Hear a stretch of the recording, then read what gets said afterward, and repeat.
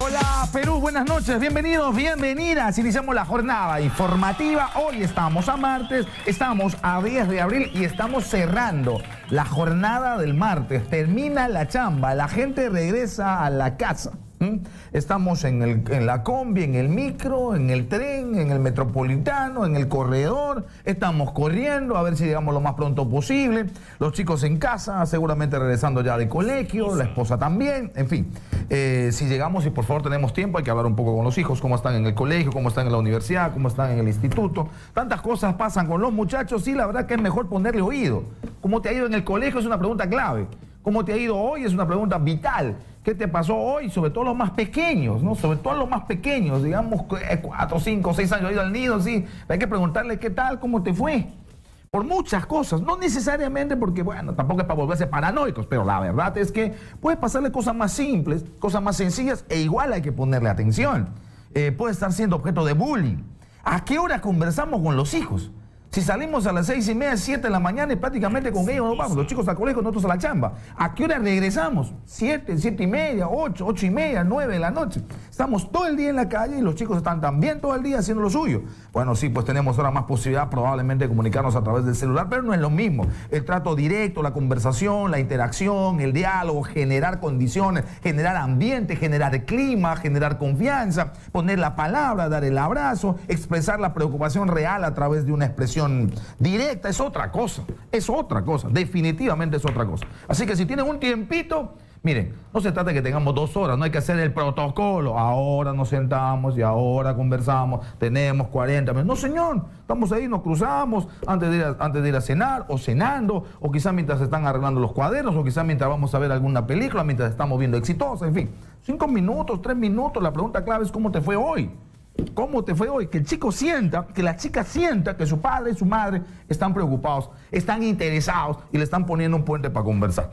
Esta es la hora, estamos a las 8:07, tenemos muchos temas para conversar, muchísimos temas para conversar realmente, pero déjenme decirle algo que de repente no es, claro, no es la agenda nacional, pero estoy sorprendido. ¿Qué pasó con el Barcelona? Que alguien me explique qué pasó con el Barcelona. ¿Qué fue del Barcelona? ¿Qué pasó con el Barcelona? ¿Qué roche para el Barcelona? Velorio en Barcelona. Realmente una tristeza impresionante. No solo porque les han derrotado, sino porque les han ganado por goleada. Y les han ganado por goleada dejándoles en camino. La Roma se pasó realmente. ¿Hay alguna explicación? Voy a estar atentos a lo que digan la gente de Exitosa Deportes. ¿Qué explicación hay a esto? ¿Qué explicación hay? Aquí me dicen mis compañeros, subestimaron al rival. Creyeron que no iba a pasar, después de haber ganado, por supuesto, en el primer partido decían imposible, pues, imposible que nos ganen, sí. No se subestima al rival, no hay rival chico, no hay rival pequeño, y además con los grandes, el rival siempre se hace grande. Con uno como el Barcelona, siempre se hace grande, y la verdad es que la Roma se paseó, ¿eh? La Roma se paseó y unos extraordinarios y soberanos golazos realmente. Bueno, quedó mal, definitivamente, el Barça luego de esta rotunda goleada realmente la que ha tenido la gente del Barcelona. Esta es la hora, estamos a las 8:08. ¿Qué más? No viene Trump, ya sabemos esta información de la mañana. No viene Maduro, bueno, ya sabíamos también. No sé si viene Evo, dice que sí, dice que no, está como Julio Iglesias, ¿no? Está, bueno, deshojando margaritas además. ¿Viene o no viene? Según Vizcarra viene, porque incluso habló con él y dice que a través de canales oficiales y formales ha solicitado incluso reunión bilateral. Evo ha dicho, a mí me hubiera gustado estar cara a cara con Donald Trump y hablar de política económica y hablar de asuntos de interés de entre países, pero no viene. ¿Qué hacemos ahora? Se ha preguntado el presidente del país altiplánico. Bueno, y el tuit de Keiko fuerte, ¿podemos poner el tuit de Keiko, Omar? Estamos a las 8:08. Fuerte, duro, respuesta clarísima, directa al mentón de su hermano, de Kenji Fukimori. Esto dice Keiko en estos 2 tweets que ha compartido hace solamente un par de horas. Dice, hacer acusaciones a la ligera sobre personas intachables demuestra lo irresponsables que pueden ser algunos para manchar honras. Realmente, a los compradores de voto, Kenji, ahí te dicen, no les importa nada cuando se juntan para hacerle trampa al país. No sé por qué le entrecomillado hacerle trampa. ¿Entiendes tú por qué le entrecomillan? Vuelvan al tuit 1. No entiendo por qué le entrecomillan. cuando se juntan para hacerle trampa, ¿sabes cuando, entre comillas, tú, cuando están haciendo, estás citando algo literal, para comenzar? O cuando estás queriendo decir algo que la verdad es que no es lo que estás escribiendo. O sea, estás queriendo hacer alguna forma. Porque ahí no entiendo yo el entrecomillado de Keiko. Nada, dice, no les importa nada cuando se juntan para hacerle trampa al país. ¿Alguien ha dicho que están haciendo trampa? Kenji lo ha dicho. ¿Están citando textualmente la expresión? ¿O está diciendo lo que no quiere decir? Porque si está diciendo trampa, trampa, no lo ponga entre comillas. Trampa, trampa. El segundo tuit de Keiko Fujimori dice, y justamente quienes siempre estuvieron alejados del que fue su partido, ahora hablan del mismo con falso y distante conocimiento de causa, ¿no? Sí, no más difamación. Lucho Galarreta, Lourdes Alcorta y Úrsula Letona tienen trayectorias impecables y el hashtag es que no te confundan. Muy bien, Keiko ha salido a responder con fuerza a su hermano. Mientras tanto, ¿qué hace su hermano? Bueno, se dice que se está preparando para el tema de la acusación constitucional. Hoy han hecho el deslacrado, han hecho la visualización, han hecho la escucha y están haciendo la transcripción de los videos presentados por Mamani. Y Mamani hoy ha sido abordado. Y lógicamente la prensa le aborda sobre lo fundamental. No solamente la entrega del material, la pregunta, dos preguntas claves. ¿Por qué no entrega el reloj? O el lente, o el lapicero, o el... no sé con qué ha grabado. La fiscalía le está pidiendo, no ha entregado hasta ahora. Dice que va a entregar mañana. Bueno, se está demorando otra vez. Y dos, el video de PPK, ¿hay o no hay? ¿Sabes qué ha dicho? ¿Sabes qué ha dicho? Se malogró. Se estropeó. Se picó. Y por eso no lo entregué. O sea, no hay el video de PPK. Por angas o por mangas, ¿no? Sí, pues tendría que haber estado en el disco duro, en algún lado. ¿En qué lo tenía para que se malogre? ¿Qué se puede malograr? Antes se malograba porque antes, en las épocas de los 80, los 90, grababas en una cinta. Pues las cintas se malograban, en un VHS se estropeaba. Bueno, ya pues te malogró, ¿no? Pero ahora con estos dispositivos, la verdad es que tienes que meter una reventada patadas para que se te malogre. Y si se te malogra uno, se te malogra todo, ¿sí o no? Porque son dispositivos de almacenaje. ¿Cómo puede ser tan selectivo el dispositivo de decir, este se malogró y este no? Bueno, Mamani tendrá que explicar. La verdad es que yo creo que Mamani nos está agarrando a todos, pero creyéndonos poco inteligentes.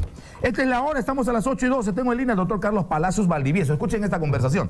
8:12, Carlos Palacios Valdivieso es director adjunto del Hospital Arco Herrera. Con él converso por lo de ayer. ¿Se acuerdan ustedes? Una señora que hablaba conmigo al cerrar el programa, Olinda Guamán, estaba realmente desesperada. Un hijo que aparentemente tiene un trastorno mental. Descubierto, diagnosticado hace algunos años, que aparentemente, según dice ella, estaba en tratamiento, pero el tratamiento no surte efecto porque según pasa el tiempo, o pasaba el tiempo, estaba cada vez más violento. Y la vida de Olinda y la vida de su esposo, padre de este joven, corrían peligro diariamente a tal punto que ella estaba durmiendo en la casa de una amiga. La gente del Arco Herrera ha tomado cartas en el asunto inmediatamente, lo cual por supuesto se agradece enormemente, y han pedido el internamiento en este importantísimo hospital de este chico de solo 27 años de edad. Doctor Palacios, ¿cómo está? Muy buenas tardes, bienvenido. Hola, doctor Palacios, ¿cómo está? Buenas tardes.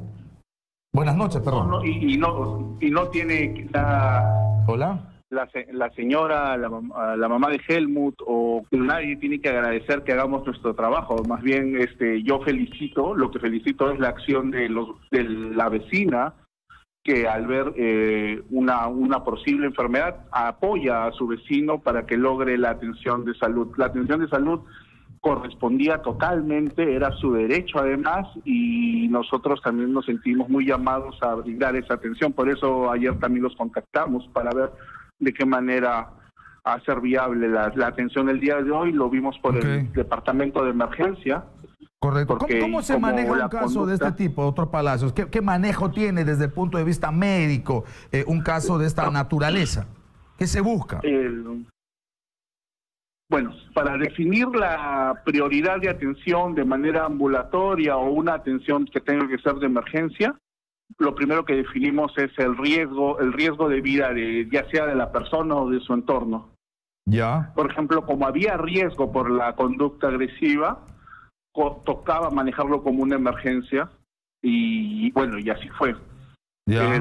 Hay veces que los síntomas son evidentes, pero no implican riesgo. Entonces, lo manejamos de manera ambulatoria, porque lo que es cierto es que el grupo de patologías que necesita tratamiento farmacológico el tratamiento farmacológico no hace efecto de un día para otro. Ya. Comienza su efecto paulatinamente. Pero claro, si la conducta por los síntomas genera un riesgo, es mejor tenerlo bajo vigilancia para que él después, cuando mejore, no tenga nada que lamentar y no tenga nada de qué sentirse Correcto. mal.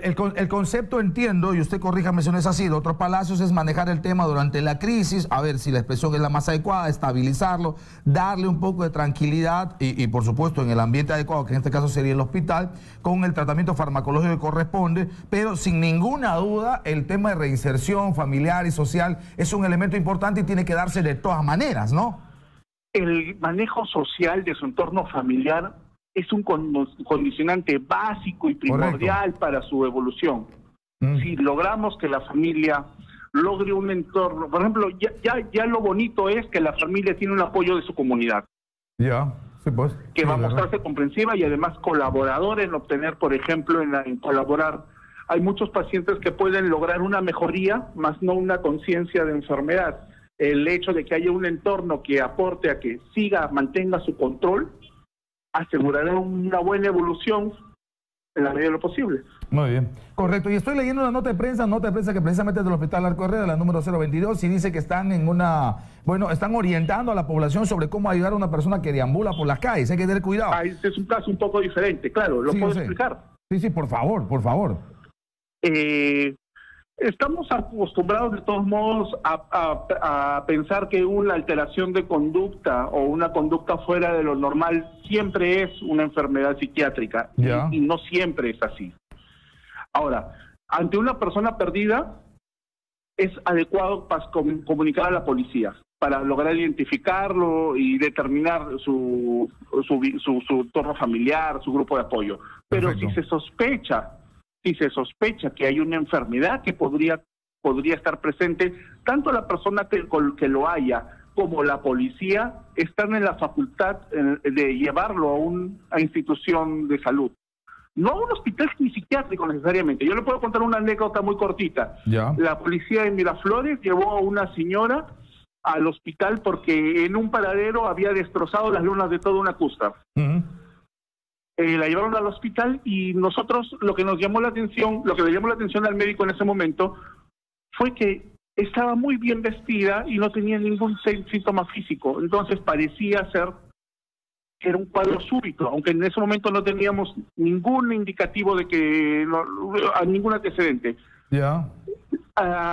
Explorándola, tenía un muy ligero síntoma neurológico, le tomamos una tomografía y tenía un meningioma, un tumor en las cubiertas del cerebro. Y toda su enfermedad, todo su síntoma psiquiátrico se debía a ese tumor. Un asunto absolutamente, digamos, físico, ¿verdad? Que les generaba una alteración, evidentemente mental. Que les generaba un síntoma psiquiátrico, más no era una enfermedad psiquiátrica. Ahora, esta complejidad hace que las enfermedades mentales son descartando otras patologías primero antes de quedarnos con estas. Y el manejo es muy diferente. Por ejemplo, en el caso, ya tenía que pasar a un neurocirujano, oncólogo, mientras que en una esquizofrenia lo vemos en psiquiatría. Y sí, el tratamiento, por ejemplo, en esquizofrenia, si bien es los fármacos es la base para su mejoría, tenemos que ayudar a la familia a entender la enfermedad, a aprender a manejarla, a entender cuáles son las bases de su tratamiento y ayudarle en la medida de lo posible a resolver condicionantes sociales que puedan dificultar el acceso al tratamiento, por ejemplo. Perfecto. Lo importante en todo caso es esta recomendación que está haciendo el Hospital Arco Herrera. Se ubica gente en la calle que está en esas condiciones, digamos, desorientada, no da razón de su identidad, hay que llevar a la comisaría más cercana. Puede ser una persona extraviada, no necesariamente alguien que tenga un trastorno psiquiátrico. Hay que identificarla y, por supuesto, tratar de ubicar a los familiares. La policía hace esa labor con huellas dactilares y otros mecanismos. Si hay personas alteradas, autoagrediéndose o agrediendo a las demás personas, igual hay que buscar un mecanismo para llamar a la policía o al CNG para el traslado al hospital más cercano, no necesariamente al Arco Herrera. Si se necesita tratamiento psiquiátrico, evidentemente se derivará o al Arco Herrera o a cualquier otro hospital que tenga la especialidad, en este caso psiquiátrica, correspondiente. Le agradecemos mucho al doctor Carlos Palacios Valdivieso. Gracias por la respuesta que ha tenido el Hospital Arco Herrera y esperamos que Helmut André tenga pronta recuperación y que la familia de Olinda Guamán pueda estar más tranquila en los próximos días y el peligro que corría durante muchísimo tiempo, peligro de vida, se haya disipado gracias a esta acción médica. Muchas gracias. Esta es la hora, estamos a las 8:19. Lo que está lejos de disiparse es el fantasma Maduro. Eso sí está bastante lejos. Yo diría, y ojalá no se molesten a propósito del tratamiento psiquiátrico. No es que haya relación entre un tema y otro, pero bueno, quizás lo haya, yo no sé. Voy a conversar con Tomás Guanipa, él es secretario general de Primero Justicia. Primero Justicia es partido de oposición a Maduro, ahí en Venezuela. Están convocando aquí los venezolanos, para venezolanos y para peruanos que respaldan la causa de los venezolanos a una extraordinaria movilización que se realizará este día jueves aquí en Lima, que va a estar en la Plaza San Martín. Converso con él para ver más o menos a propósito de lo señalado por Nicolás Maduro. No viene a la Cumbre de las Américas, es lo que ha dicho hace solamente un par de horas. Qué gusto saludarle. ¿Cómo está, señor Guanipa? Buenas noches. ¿Cómo estás, Manuel? Un placer comunicarme contigo y con tanta gente que los ve hasta ahora. Para mí es un honor estar en tu programa. Bueno, hay movilización para el día jueves, hay, digamos, también una necesidad de que la Cumbre de las Américas aborde el tema específico Venezuela, tenga un pronunciamiento específico y sobre todo se abran los canales de la ayuda humanitaria, que me parece que es una exigencia ahora mismo vital para Venezuela, ¿verdad? Efectivamente, para nosotros es muy importante la cita que se ha dado aquí en Perú con la Cumbre de las Américas. Hemos venido una delegación de diputados de la Asamblea Nacional numerosa y hemos estado teniendo reuniones el día de hoy con distintos congresistas y con el presidente del Congreso que tuvo el gesto de atendernos el día de hoy, y con quien conversamos sobre la necesidad de que el tema Venezuela sea un tema fundamental en la Cumbre de las Américas. No solamente porque el tema de la Cumbre de las Américas es el tema de la corrupción, sino porque es imposible soslayar o dejar a un lado el tema más grave que está viviendo la región, que es no solamente la falta de democracia y la dictadura que está viviendo el pueblo venezolano, sino la violación de los derechos humanos y la crisis humanitaria que estamos teniendo, con un éxodo que se ha convertido en el éxodo más grande que haya visto la región en los últimos 100 años. En ninguna de las guerras de Centroamérica llegó a haber un éxodo tan grande como el que está viendo ahorita Venezuela. Impresionante. Es una cosa impresionante.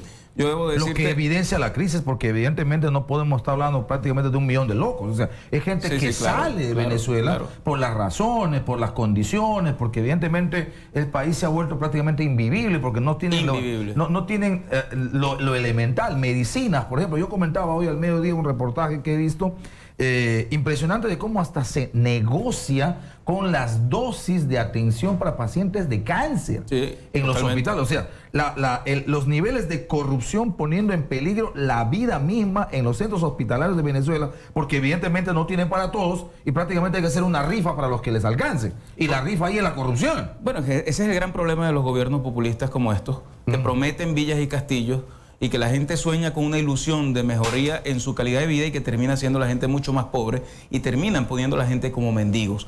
Las filas que se hacen en Venezuela para que la gente pueda acceder a alimentos o alguna medicina es una cosa tan dramática que alguien se te desmaye y te abrace llorando cuando te ve en la calle porque te reconoce y te dice: llevo 24 farmacias buscando un anticonvulsionante para mi hija y no lo consigo. Es una cosa que desgarra porque es el dolor de una madre que no quiere ver a su Pero no lo encuentran ni aún teniendo dinero. Claro, la condición general es que no tienen dinero para el acceso, pero algunos, aún teniéndolo, tampoco pueden acceder. Exactamente. El problema es que si tienes el dinero, no tienes cómo comprarlo.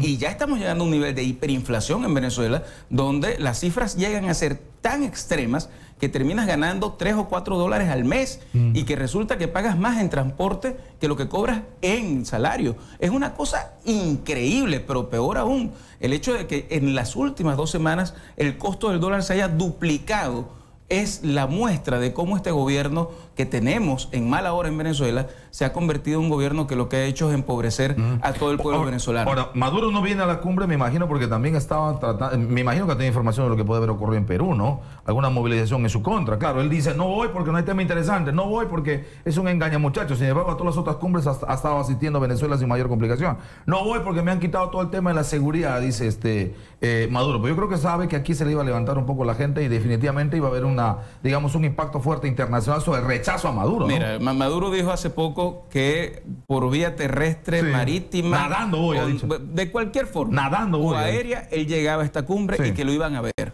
Hoy dijo que no venía porque no estaba dentro de sus prioridades venir a esta cumbre. Y la verdad es que no viene porque nadie lo va a recibir. Porque es una persona no grata en una cumbre donde vienen países democráticos. Porque no se puede entender que un gobierno, que una dictadura normalmente a quien más afecta es a los dirigentes que piensan distintos, a los que están metidos en política. Pero cuando una dictadura afecta la calidad de vida del ciudadano, cuando un país que está acostumbrado a recibir gente de todas partes del mundo como fue Venezuela, termina siendo un país donde todo el mundo termina yéndose porque no puede tener oportunidades para vivir dentro de Venezuela, es un tema que ya se convierte en una crisis humanitaria. Y estás viendo refugios en todas partes, donde llegas a ver a niños abandonados por sus padres que por no tener cómo alimentarlos, cruzan la frontera, los dejan en refugios y se devuelven a Venezuela. El drama social que nosotros estamos viviendo hoy no puede tener aceptación por parte de ningún país donde se piensa que hay que respetar los derechos humanos. Sin embargo, sí hay respaldo, ¿no? Respaldo de Cuba, respaldo de Bolivia, respaldo, digamos, de Nicaragua, respaldo de algunos otros países y respaldo, por ejemplo, de gran parte de la izquierda. Yo voy a conversar ahora con el congresista Ceballos en el próximo momento, el congresista de Fuerza del Frente Amplio, congresista de izquierda, porque hay, de hecho, yo creo que la mayoría de la izquierda sudamericana está muy confundida o muy desinformada de lo que pasa en Venezuela. ¿Por qué ocurre eso? Mira, ¿por qué el respaldo a Maduro? ¿Por qué la lógica esta de que es una víctima de la derecha oligárquica, del imperio norteamericano y que de alguna manera es una especie de símbolo de la resistencia progresista y de la izquierda casi heroica del continente? ¿Por qué este concepto? Habría que preguntarle a todas las personas que piensan que Maduro es un presidente progresista, ¿cómo puede ser progresista alguien que ha asumido al más del 80% de la población en pobreza prácticamente extrema? Habría que preguntarle a los que se dicen progresistas y de fuerzas de izquierda que quieren mejorar la calidad de vida, ¿cómo es posible que los venezolanos hayan perdido en el último año 8 kilos promedio de peso? Habría que preguntarles a los que piensan que tiene que haber políticas de progresión para la gente, progresivas para la gente, ¿cómo es que en Venezuela una persona con una gripe puede llegar a tener un nivel de afectación tan grande que puede llegar hasta perder la vida por no tener las medicinas necesarias para poder curarse? ¿Cómo es posible que un joven de 33 años muera de un infarto porque tuvo un mes sin conseguir sus medicinas para la hipertensión? Todas esas cosas habría que preguntárselas a los que piensan que tiene que haber un gobierno de izquierda, pero peor, es el colmo que no haya, ¿no? Es el colmo, no las hay, no existen en Venezuela. Digamos, tan corriente, tan como una aspirina. Claro, tan corriente. Pero fíjate, una cosa que es increíble, habría que preguntarle cómo es posible que puedan explicar que un país que tiene la mayor reserva de petróleo del mundo hoy esté produciendo en petróleo lo mismo que producía en el año 58. Es decir, hace 60 años nosotros estábamos produciendo la misma cantidad de petróleo que tenemos ahorita. Es decir, ¿y eso no se explica por el mercado? Pero no se explica. Se explica es porque tenemos pozos que han dejado de funcionar por la falta de inversión. Porque hablaron de 300.000 millones de inversión para expandir la industria petrolera. Y nada. Y no, se perdió todo eso y hoy estamos produciendo menos.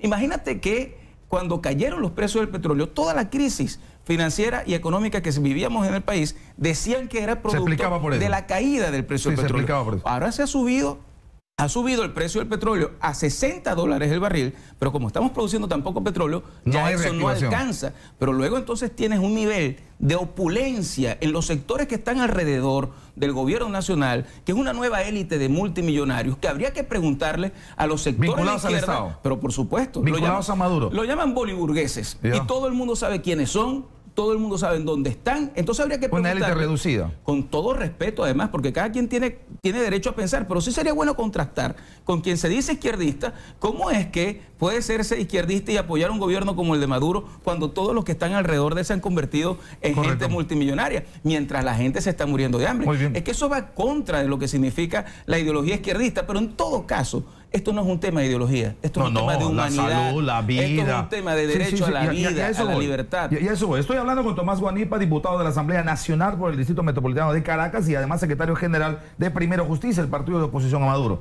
Esta parte final quería reservar para el tema de la expectativa, el interés y lo que debería conseguirse con la cumbre respecto fundamentalmente a un pronunciamiento sobre la crisis, pero principalmente a una exigencia a ese puente de ayuda humanitaria. ¿Qué debería sacarse de esta cumbre? ¿Qué sería lo ideal para el pueblo venezolano que produzca esta cumbre? Para mí, 3 cosas fundamentales. Lo primero es un rechazo en el marco de una cumbre que se está hablando sobre el tema de la corrupción, al nivel de corrupción que hemos llegado en Venezuela, donde hasta el narcotráfico está metido en los cimientos de la institucionalidad del gobierno nacional.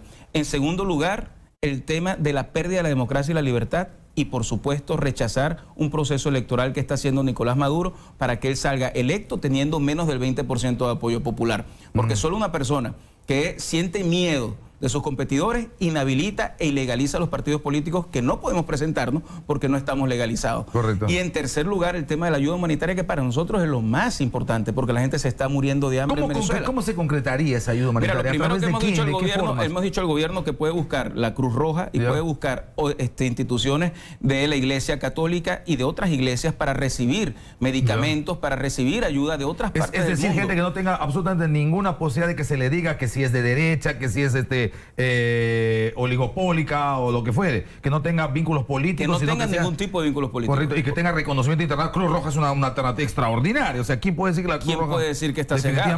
Pero luego, imagínate tú lo que significa que el gobierno diga que no acepta la ayuda humanitaria simplemente porque eso es una forma de intervención. O sea, ellos prefieren... La ayuda humanitaria es una forma de intervención. Para ellos es una forma de intervención. Cuando ellos han durado durante 20 años, cuando tenían muchísima plata, financiando otros gobiernos. Sí. Y en ese sentido, yo quiero agradecer, Manuel, profundamente al pueblo de Perú, la solidaridad que ha tenido con Venezuela en estos momentos. Somos 1 millón en Colombia, más de 200.000 en Chile, somos más de 150.000 en Perú, somos como 1 millón en Estados Unidos. O sea, la diáspora ha llegado a ser más de 1.800.000. No, se habla de más de 3 millones de personas. Más de 3 millones y todos los días. La frontera es un tema. Una interminable frontera por la que tenemos que salir nosotros, porque nosotros no podemos salir con nuestro pasaporte. Siendo diputado al Congreso Nacional, no podemos salir con nuestro pasaporte porque nos los quitan. Y tenemos que salir de forma clandestina de nuestro país para poder ir a llevar el mensaje de los venezolanos. Y en ese sentido hay un tema muy importante.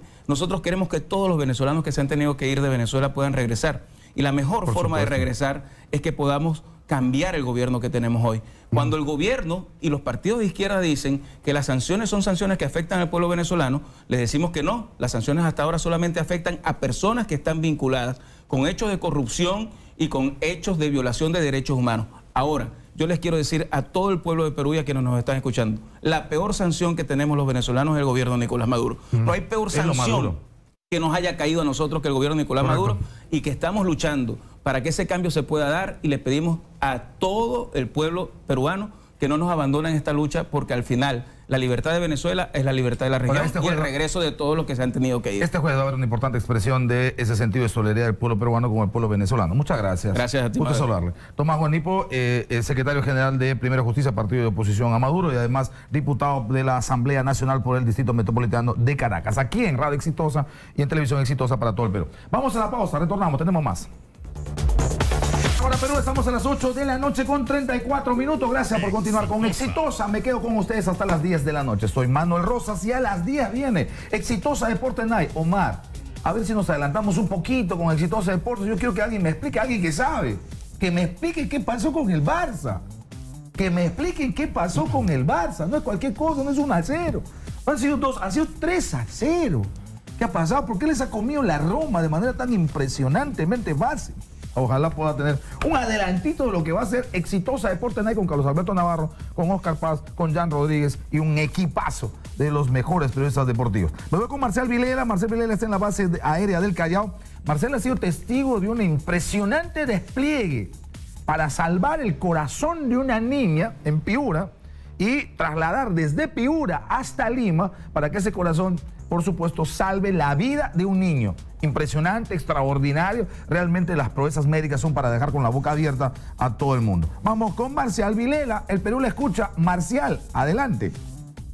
Gracias, Manuel. Efectivamente, un hecho sin precedentes, como quien dice, espectacular. Los peruanos están ya prometiendo muchas alternativas en cuanto a medicina se refiere. Hoy estuvimos presentes de este traslado. Desde la ciudad de Piura, en un vuelo comercial, llegó el corazón a promediar las 7:20 de la noche. En una ambulancia se hizo el movimiento muy rápido, el traslado del avión comercial hacia un helicóptero de la Fuerza Aérea en la base aérea Las Palmas, la base aérea del Callao. Te comento que médicos especialistas desde la ciudad de Piura pues subieron al helicóptero, y también un helicóptero especial para hacer este tipo de traslados de emergencias. Estos helicópteros, aparte de tener... Estoy viendo en la plataforma televisiva. Que pueden trasladarse... Increíble, mire cómo trasladan un corazón. Y también pilotos adiestrados para este tipo de traslados de emergencia de salud. Fue trasladado el corazón hacia el hospital Rebagliati, donde pues finalmente tendrá su fin en el INCOR, el Instituto del Corazón, para hacer la intervención quirúrgica a un niño de tan solo 9 años. 9 años. Entonces, el corazón fue transportado bajo medidas de salud estrictas en un objeto especial hacia pues el corazón, hacia INCOR, donde será pues finalmente la intervención quirúrgica a un niño de 9 años. Es de una niña de Piura, trasladado este corazón vía aérea hacia el hospital de Baglate, donde finalmente, entonces ya lo dije, será pues el Instituto INCOR, esta pues, hazaña médica de nuestros peruanos, gracias por el apoyo de la Fuerza Aérea del Perú, Manuel. Gracias, Marcial, realmente impresionante. Hemos visto por la plataforma televisiva lo que has registrado, y de verdad sí es impresionante, por supuesto, ¿no? El despliegue, el esfuerzo, el trabajo. Es un corazón, se rescata de una niña y se traslada hasta Lima, hasta el Instituto Nacional del Corazón, al Hospital Rebagliati, para salvar la vida de un niño. Y precisamente le tengo en línea al director del Instituto Nacional Cardiovascular, al doctor Luis Mejía, con quien vamos a conversar en estos momentos. Doctor, qué gusto saludarle, ¿cómo está? Buenas noches y bienvenido. Buenas noches, gracias. Gracias por responder nuestra llamada. Cuéntenos un poquito de esto y ojalá esto motive. La verdad es que uno ve las imágenes y uno se sensibiliza. Uno ve las imágenes y le pone la piel de gallina. Uno ve las imágenes y dice, qué gran gesto. Pienso en la niña, pienso en sus padres, pienso en su madre, pienso en su familiar, pienso en el momento en el que dicen sí, que el corazón de mi hija se salve, sí, que el corazón de mi hija, que ya no puede probablemente estar en este cuerpo, no entiendo, seguramente algunas razones médicas que no hay por qué entrar, que ya obligan que este corazón pueda ser trasladado a otro niño. Esa proeza de traerlo desde Piura hasta Lima, de Lima hasta, en este caso, hasta la base naval de Callao y luego al INCOR. Explíquenos ese procedimiento, por favor, doctor Mejía. Sí, primeramente tenemos que dar un homenaje y un agradecimiento profundo a la familia por su desprendimiento y amor al prójimo que ha tenido en donar, facilitarnos la donación del órgano para otro niño de paciente de INCOR que ha estado un mes en tratamiento con nosotros, con medicaciones muy complejas, con un tratamiento avanzado de la insuficiencia cardíaca. Efectivamente, la escasez, la falta de donación nos obliga a ser muy eficientes cuando hay una donación y cuando hay una donación en provincia. El tiempo que tenemos para esta operación es menos de 5 horas para que el trasplante sea exitoso. ¿Menos de 5 horas? Menos de 5 horas. Wow. El despliegue es sin precedentes. Ha sido una gestión al más alto nivel de nuestra presidenta ejecutiva, la doctora Fiorella Molinelli, y el ministro de Defensa, lo que ha permitido coordinar de manera minutada desde la ablación del órgano, la extracción del órgano en Piura, hasta la llegada aquí vía aérea y transporte en helicóptero finalmente al Instituto Nacional del Corazón. En el Instituto Nacional del Corazón ya se encontraba totalmente coordinado el grupo médico que va a realizar el trasplante y el paciente preparado justo para recibir el corazón. Esas 5 horas, doctor Mejía, esas 5 horas incluye el asunto de la colocación del corazón en el paciente que espera el trasplante. Exactamente. Wow. Tenemos que tener menos de 5 horas, pero esta estrategia bien coordinada, de manera minutada, ha permitido tener un margen de 2 horas, lo que nos da la posibilidad de hacer un tratamiento tranquilo en los tiempos pertinentes. Ya se ha hecho la colocación, se ha consumado el trasplante, el niño ya está con el corazón de esta niña de Piura, doctor. En este momento el grupo de cirujanos está realizando el trasplante. Esta es una cirugía que dura, ya el procedimiento mismo dura entre 6 a 6 horas en promedio. Ya, y estamos hablando de qué hora más o menos que terminará la operación. Alrededor, estimamos, de 3 de la mañana. 3 de la mañana. Y bueno, normalmente ya los cardiólogos del INCOR manejan esto, ¿verdad? Es decir, la expectativa, la proyección es de gran esperanza. Nuestro equipo dedicado al trasplante de corazón es un equipo multidisciplinario de 80 profesionales de las diferentes especialidades. Nosotros tenemos el registro más grande del país en trasplante cardíaco, y dentro de este registro tenemos 4 niños. Con este paciente sería el 5º niño que hemos logrado trasplantar, esperamos con mucho éxito. ¿Ya en cuánto tiempo 5 trasplantes, doctor Mejía? En los últimos 8 años. En los últimos 8 años, es decir, la verdad es que tenemos muy poco trasplante, o sea, muy poca donación. ¿Qué está faltando? ¿Qué ocurre? ¿Qué pasa? ¿Cuáles son las trabas? No, 5 trasplantes en niños. En adultos tenemos, okay. En total estamos en 62 trasplantes, bueno, considerando este trasplante. ¿Ya estamos mejorando en donación? No. Por eso un llamado a la ciudadanía, a todos los compatriotas, a participar en la donación, a tener este desprendimiento, este acto de amor al prójimo y ser donantes, porque un donante puede salvar la vida de 6 a 8 peruanos, de 6 a 8 compatriotas. ¿Cómo se hace? ¿Cómo hay que hacer? No sé, me imagino algún mecanismo que hay que saber, algunos que nos están escuchando hoy en todo el Perú, doctor Mejía. Expresar la voluntad y eso manifestarlo y colocarlo correctamente en nuestro DNI es el primer paso para ser donante, ¿no? Ya. En el INCOR propiamente, ¿cuántos chicos, cuántos niños? Yo sé que hay adultos también, pero ¿cuántos niños están en la fila esperando un trasplante? Este era el único caso de niño que teníamos esperando trasplante. Los demás pacientes que están en lista de espera son pacientes adultos. ¿Cuántos, más o menos? Estamos alrededor de 8 pacientes en lista de espera. 8 pacientes. Bueno, ojalá se pueda mejorar este asunto de la donación. Le agradezco mucho, doctor Mejía, y por supuesto vamos a elevar oración y vamos a tener toda la confianza en estos médicos para que, como está previsto, la operación termine bien, entrando la madrugada del día de mañana, y por supuesto este tiempo récord impresionante, eficientísimo, de las 2 horas y pico que he tomado desde Piura hasta el INCOR, trasladar el corazón de este pequeño o de esta pequeña, salve la vida de este niño que está ahora mismo sometido a la operación. Muchas gracias. Muchas gracias. Muy amable. Y bueno, a la piurana, a la madre que ha hecho este gesto, y seguramente con el padre también, no la conocemos, pero la verdad es que lo que han hecho realmente merece un aplauso, merece un reconocimiento, merece un homenaje, merece un gracias contundente, y ojalá, ¿no?, nos motive, ojalá nos sensibilice.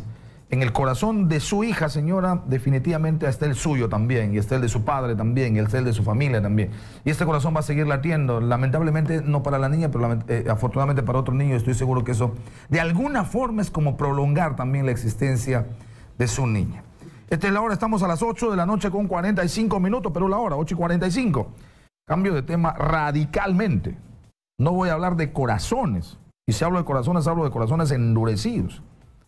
¿De qué voy a hablar? Voy a hablar con el congresista Hernando Ceballos, con este Frente Amplio, y hablaremos de Venezuela de todas maneras, porque más es un tema que ha estado recientemente tratado con este diputado Tomás Guanipa, y su postura sobre cómo gran parte de la izquierda peruana y gran parte de la izquierda latinoamericana está confundida y errada respecto a lo que ocurre en Venezuela. Bueno, hablaremos también de otros temas, por supuesto, de la Cumbre de las Américas, y hablaremos sobre la presentación que ha hecho Frente Amplio hoy de esta moción de orden del día, moción que pide constituir una comisión investigadora encargada de investigar los presuntos vínculos entre narcotráfico y congresistas de la República, por un plazo de 180 días. Firma Marco Arana, firma Hernando Ceballos, hoy 9 de abril, bueno, ayer 9 de abril, hoy estamos 10, pero se ha presentado hoy, ¿verdad? Hoy 10 de abril, correcto. Congresista, qué gusto saludarle, ¿cómo está? ¿Qué tal? Buenas noches. Muy buenas noches. Un gusto tenerle esta hora. Yo me quiero referir, antes de entrar a los temas tan interesantes que ha marcado el tema de los donantes. Sí, porque usted es médico, ¿no? Sí, y señalar... Y es piurano, además. Piurano, sí. Es que lindo gesto de tu paisana. Sí. Qué extraordinario gesto. Extraordinario. Eso habla muy bien de los piuranos, qué desprendimiento. Sí, pero no qué tanto. Grande. No tanto como quisiéramos. Porque Perú, sí, el de ella es total. Ojalá pudiéramos ser más como ella, Perú claro. ocupa el último lugar en América Latina. Sí, es cierto. ¿No? Y es más, mira, hay 9.000 personas esperan donaciones y se mueren cada año 300 personas porque no hay donantes para ellos. Un donante para un trasplante, un paciente para un trasplante renal tiene que esperar 2 a 3 años. Wow. Y se mueren. Sí, pues en el camino, en la espera muere. No solamente porque no tenemos donantes, que es lo más grave, porque no tenemos donantes. El pueblo peruano todavía no está concientizado. No está sensibilizado. Concientizado, sino además porque no tenemos muchos centros donde se realicen estos trasplantes. Está todo centralizado en Lima. Entonces, claro, esto que ha hecho... ¿Esto no se hubiera podido hacer en Piura? No se hubiera podido. No tenemos un equipo tan sofisticado como tiene Lima para realizarlo. Ese es un buen dato. No, por supuesto.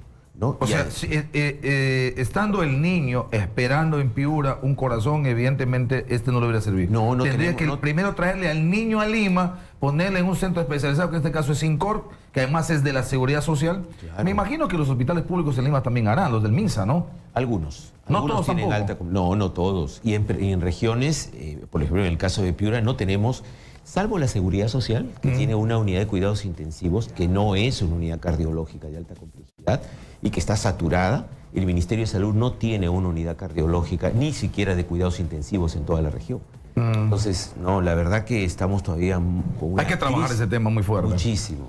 Ahora, pero ojalá, no sé, es cierto que muchas veces los familiares piden anonimato, piden reserva, piden no ser comunicado, pero yo si pudiera, si fuese Ministerio del Interior, si fuera, Ministerio de Salud, si fuese Seguridad Social, yo buscaría un mecanismo para levantar el tema, para hablar con la familia, para hablar con la madre, para buscar un nivel de sensibilidad, porque lo que ha hecho esta mujer, esta piurana, y me imagino el esposo realmente es grande, ¿no? Y eso yo creo que puede motivar, porque es el ejemplo el que arrastra, es el ejemplo el que jala, es el ejemplo que sensibiliza, porque uno puede hablar, yo puedo hablar con usted que es médico, puedo hablar 50 horas de la importancia, y seremos cerebrales, usted más que yo, por supuesto, porque me explicará de la importancia, me explicará de la necesidad, me explicará de las estadísticas, me explicará de los mecanismos, me explicará de los hospitales, me explicará de los procedimientos, y no sé si eso sensibilice. Pero una madre hablando de su hija, una madre hablando de su desprendimiento, una madre diciendo lo que significa el momento de tomar la decisión, porque hay que tomar la decisión contra muchas veces nuestro prejuicio sobre lo que nos han enseñado, sobre lo que hemos aprendido, ¿no? Y bueno, a veces es ir contra uno mismo, y eso ayudaría enormemente a sensibilizar al país. El problema no es que la gente no sea sensible al tema. Lo que pasa es que hay un tema de desconocimiento, de verdadera falta información. Claro. Pero si tenemos medios de comunicación, la verdad, que un gran sector de los medios de comunicación no se dedica a trabajar este tipo de cosas, a informar a la gente. Los medios estamos detrás de ustedes y de los escándalos de ustedes. Ese es el problema. Ustedes nos ponen la agenda y la agenda de ustedes está mala.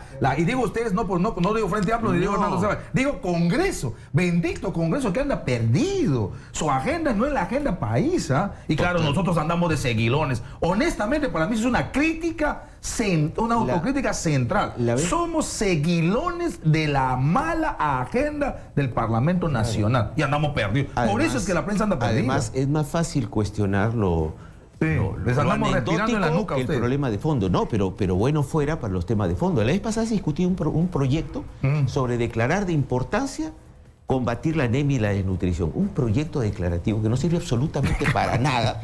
Y uno le decía, ¿por qué sacan ese? Y lo aplaudían.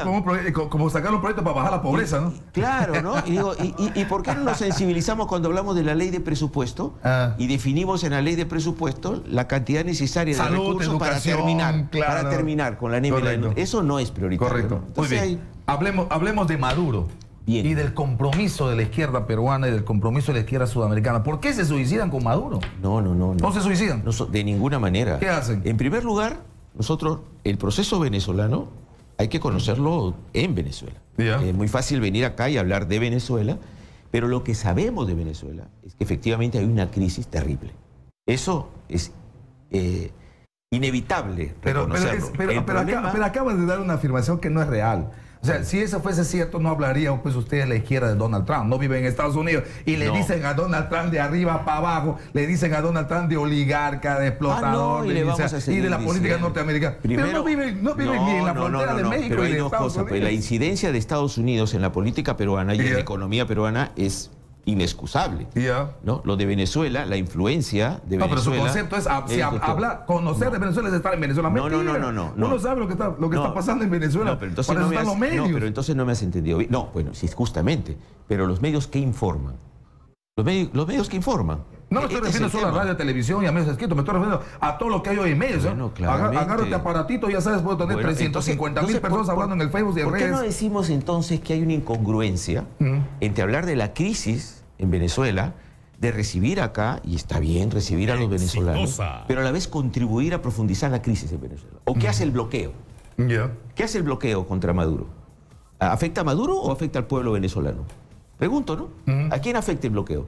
¿A quién afecta, por ejemplo, que Venezuela no pueda negociar su petróleo en el mundo? ¿A quién afecta? ¿Y a quién afecta que no haya un puente humanitario ahora mismo?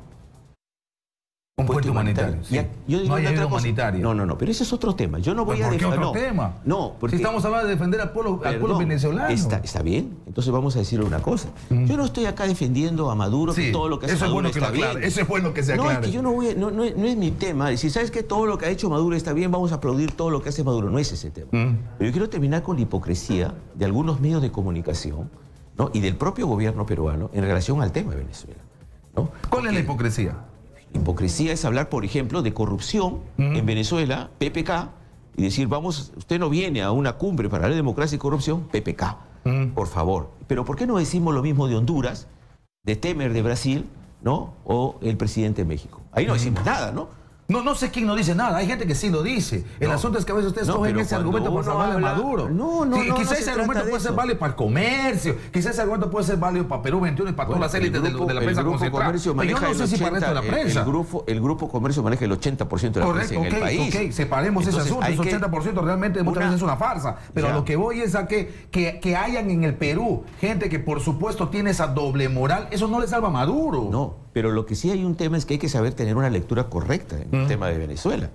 Y si decimos, bueno, Venezuela... ¿La lectura correcta cuál es? Bueno, que hay violación de derechos humanos, que hay la oposición política presa, que se están muriendo de hambre, que tiene la peor crisis económica del mundo, que tiene una destrucción impresionante, que no encuentra papel higiénico, que no encuentra para comer. Esa es la realidad del país de Venezuela. No exactamente así. No exactamente. ¿Cómo es? De ninguna manera. En primer lugar, la crisis de Venezuela no solo es por errores del gobierno venezolano.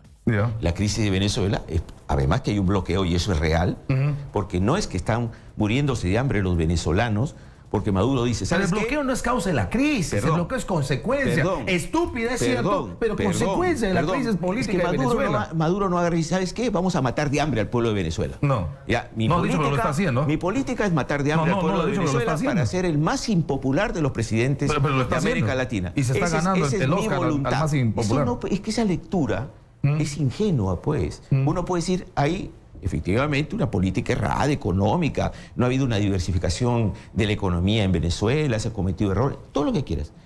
Pero no podemos caer en la ingenuidad, que no hay una intención clara de grupos de poder internacional de tirarse abajo a Maduro, ¿no? Y entonces, claro, si estamos hablando de solidaridad con el pueblo venezolano, ¿cómo se explica entonces el bloqueo a Venezuela? ¿Cómo se explica que no hayan, que los laboratorios internacionales, ¿no?, hayan prohibido que sus productos se vendan en Venezuela?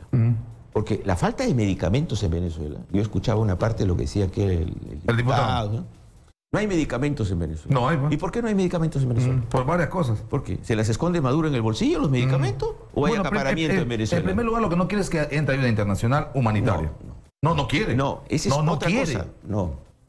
Este tema de la ayuda internacional de algunos países que viene contrabandeado con la idea de desestabilizar al régimen es una cosa. ¿Cómo contrabandeado? Pero ¿cómo desestabiliza? ¿Cómo desestabiliza un régimen la ayuda humanitaria? No entiendo. ¿Quién quiere dar ayuda humanitaria a Venezuela? Bueno, ya pues nosotros los peruanos, ¿por qué no? Colombia, ¿por qué no? Chile, ¿por qué no? ¿Por qué Perú quiere dar ayuda humanitaria. Bueno, no sé si lo quiere. Quiero decir que puede ser que lo siga. Colombia quiere dar ayuda humanitaria a Venezuela. Si Colombia está bloqueando su frontera para que no vayan los venezolanos. Pero lo está diciendo Santos hace ratos, porque efectivamente ya no puede. Y precisamente la ayuda humanitaria sería un mecanismo para que ese éxodo, esa diáspora no siga continuando. No está planteado así el tema. Bueno, yo escuché a Santos decir exactamente eso. Vamos a buscar que un mecanismo para evitar que esto siga rebasando, porque estamos llegando a más de 600.000 venezolanos en Colombia, efectivamente buscar un mecanismo para ver si salvamos la crisis. Como no podemos intervenir en política directamente para votarle a Maduro, hay que buscar un mecanismo para que por lo menos los que se están muriendo de hambre se mueran más lentamente. En buena hora que fuera así. Bueno, en buena hora que fuera así. Pero ese es el tema del concepto de ayuda humanitaria. Que el señor Santos efectivamente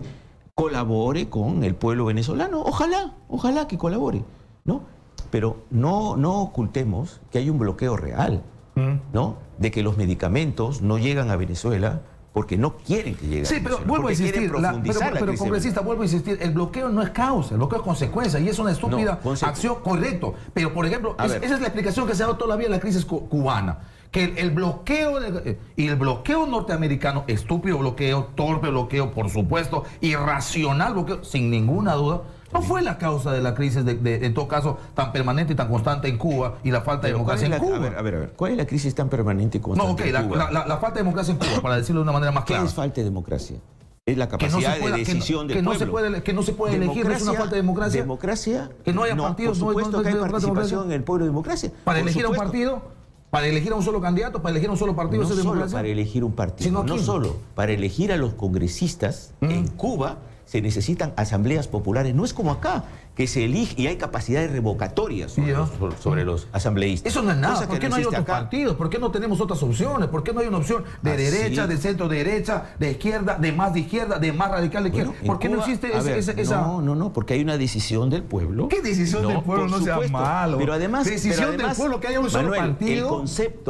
El concepto de democracia no es el concepto a quién elijo yo cada 4 o 5 años. No, eso es paso fundamental. No es lo único, es verdad. Eso tenemos un poco acá y es cierto que nos falta perfeccionar la democracia. Pero ese es el camino. Cada 4 o 5 años nos imponen los candidatos generalmente, ¿no? Sí. Es verdad. La democracia, pero así perfecta es mejor que la democracia de Cuba. La democracia. Y no me digas que en Cuba hay democracia, por favor. Eso es imposible. La democracia es la capacidad de poder decidir sobre el rumbo del país día a día. Entonces, yo me pregunto... ¿Y el rumbo de Cuba que decide es que se queden 60 años los castros? No se trata que se queden 60 años. Se trata de que el pueblo, por lo menos, tenga derechos. Correcto. Y el primer derecho es derecho a vivir, es derecho a comer, es derecho a la salud, es derecho a la educación, que no lo tenemos en este país. Muy bien. No, eso es real. Alguna cosa es real, pero por supuesto el principio de la democracia es la posibilidad de elegir. Esa es la base fundamental. Pero elección. No. Elegir. Si no eliges, no es democracia. En Cuba se elige. En Cuba, no, elijo entre uno. Entre uno. No hay dos, no hay tres. No hay la posibilidad de que me diga. Otra cosa sería que, por ejemplo, se compita con gente que quiere. ¿Hay un candidato que diga que hay una opción diferente al socialismo en Cuba? Por supuesto que sí. Por supuesto que sí. Otro socialista. Lo que pasa es lo que dice el diario El Comercio. Pero en Cuba la elección es una elección representativa. La Asamblea del Pueblo es una asamblea representativa. Se eligen en las fábricas, se eligen en el campo, se eligen en la ciudad, eligen los estudiantes, sus representantes a la Asamblea Nacional, cosa que no podemos decir acá. Correcto. Vamos a pasar a otro tema rápido porque ya el tiempo nos gana, congresista, y hablemos de esta moción de orden del día que se ha presentado el día de hoy. Tiene fecha 9 efectivamente, pero la recepción es 10 de abril. Si hay 1, 2, 3, 4 considerandos, en los considerandos se establecen todo lo que está ocurriendo en los últimos días, sobre todo el caso concreto del señor Vergara, y se pide concretamente constituir una comisión investigadora encargada de investigar, valga la redundancia, los presuntos vínculos entre narcotráfico y congresistas de la República por un plazo de 180 días.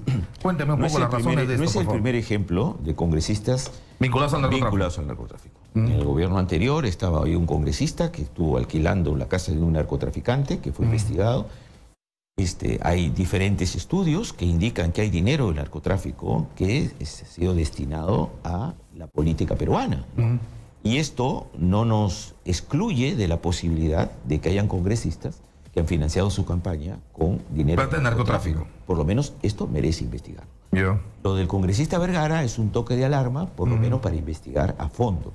Porque encima del desprestigio que tenemos en el Congreso, con casos hasta casi de vedetismo, ¿no? Lo menos que se puede hacer es investigar. Bueno, lo de Ken ya ha sido clarito, ¿no? El asunto de su almacén, los 100 kilos de cocaína, es una cosa, pero que es... Por supuesto. Yo pienso que eso es más contundente que lo de Vergara. Pero no quiere decir que lo de Vergara no sea nada, pero si uno agarra una balanza hay un peso mucho más fuerte en lo de Ken. Bueno, hay que investigar todo eso. ¿Cómo se procede con este asunto? ¿Se va a plantear? ¿Ya está puesto? Entiendo que entrará a debate. Sí, entra a debate, a ver si se aprueba esa moción y esperemos que se apruebe, ¿no? ¿Entra a pleno directamente esto? Sí, ¿para derivar a alguna comisión? Tiene que ir a pleno. No, eso se decide en pleno. Se decide en pleno la formación de la comisión investigadora.